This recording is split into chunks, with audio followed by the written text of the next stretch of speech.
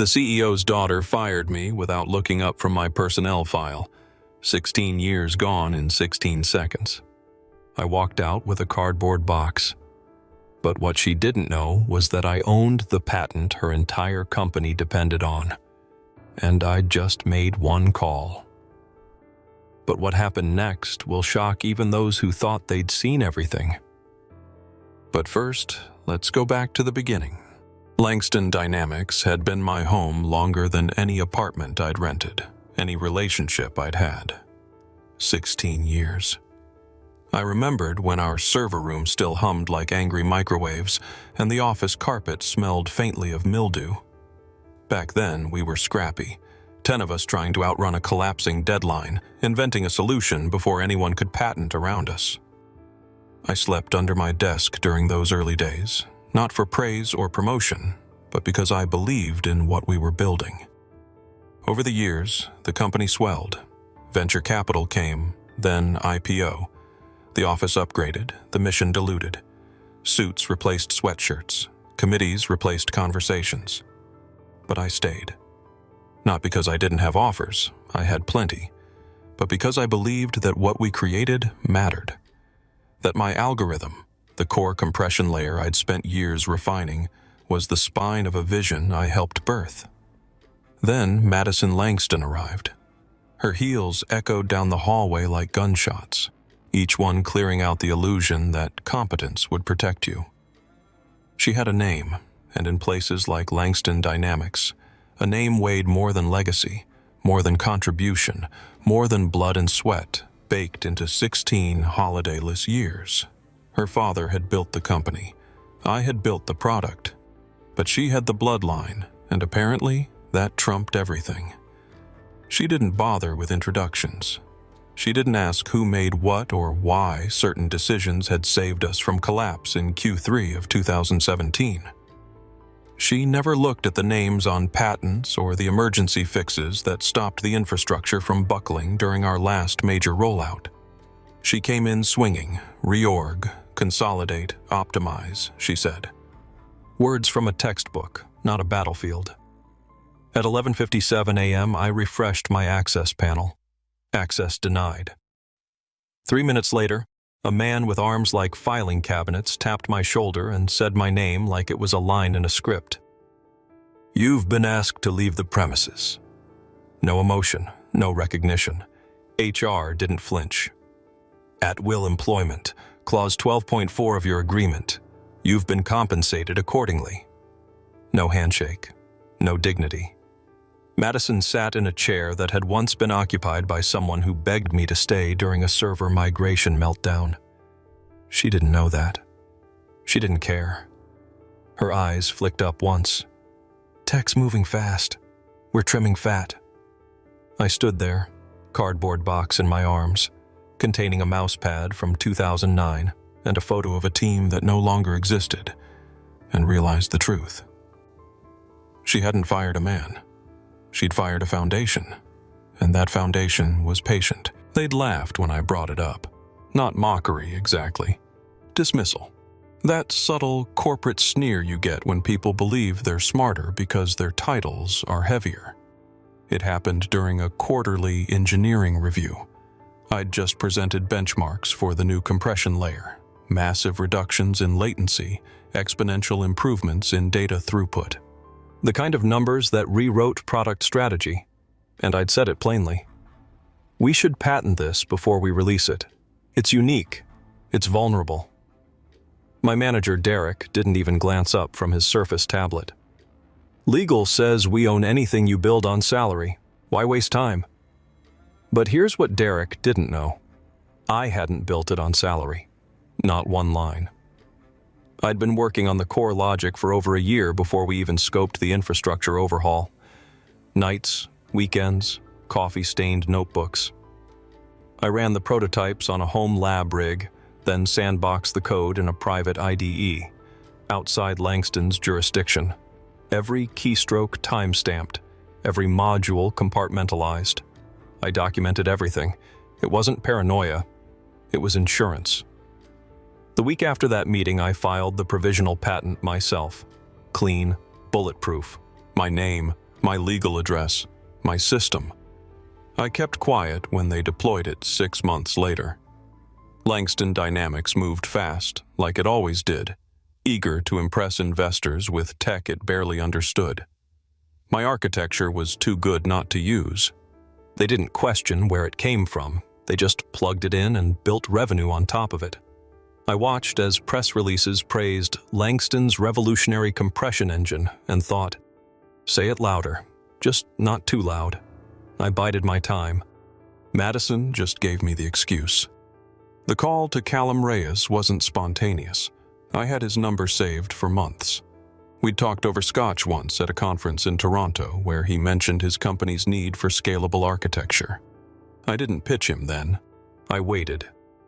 Now, I didn't have to pitch. I just stated facts. Your competitor's core infrastructure is running on an unlicensed patent. Mine. There was silence on the line, then a low chuckle. You're serious? I can forward the paperwork right now. By the time the call ended, I had the attention of an entire executive team. By the next morning, I had 3 lawyers and a draft licensing agreement in my inbox. The number made my chest tighten, not from greed, but from the cold precision of revenge done right. They'd fired me without a second thought, but they'd built their empire on stolen stone. And now the invoice was due. The first call came at 8:17 a.m., less than 12 hours after the press release hit the wire. Madison didn't call herself, of course not. She sent her assistant, a man with a voice as smooth as glass but trembling beneath the surface. Mr. Miller, Madison would love to speak with you. Click.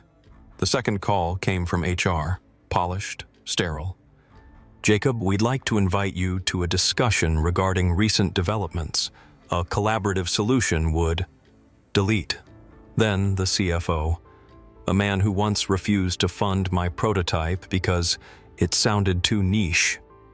Now his voice carried urgency, soaked in barely disguised desperation. Jacob, this could really hurt us. We'd appreciate a sit-down. I didn't respond. I didn't need to. My lawyer did. The cease and desist went out that afternoon. 4 pages, no fluff, no apology. It cited every violation, listed every instance of unauthorized implementation, and named the damages with surgical clarity. $47 million, 14 days, no room to beg, no room to breathe.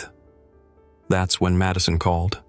Her voice was an unraveling thread, too warm, too rehearsed. Jacob, I think there's been a misunderstanding. Let's clear the air. Clear the air? She had tossed me out like expired milk. I was redundant, expendable. And now she wanted conversation? No. There would be no conversation. Only consequence. By noon the next day, Langston Dynamics was in freefall. The board convened in crisis. Shareholders screamed across a flickering Zoom screen. The press pounced like vultures to a fresh kill. Titanet didn't wait to gloat. Their announcement dropped like a hammer. We're proud to welcome Jacob Miller, inventor of the patented compression system used across multiple Fortune 500 platforms. His leadership will define the future of adaptive architecture. The market heard that loud and clear.